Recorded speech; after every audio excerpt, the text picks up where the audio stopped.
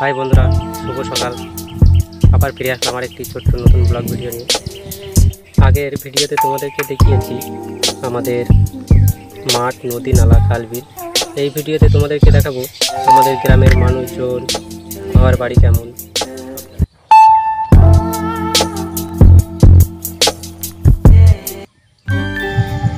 চলো প্রথমেই তোমাদেরকে জানাই আমাদের এই গ্রামের ঘর বাড়ি সম্পর্কে। আমাদের গ্রামের ঘর বাড়ি সাধারণত টিনের চাল আর পাটকটি দিয়ে ঘেরা। শুধু টিনের ঘরই নয়, কিছু কিছু ইটের ঘরও আছে আমাদের এই গ্রামে। টিন আর ইটের ঘরে গ্রামটাকে খুব সুন্দর দেখাচ্ছে।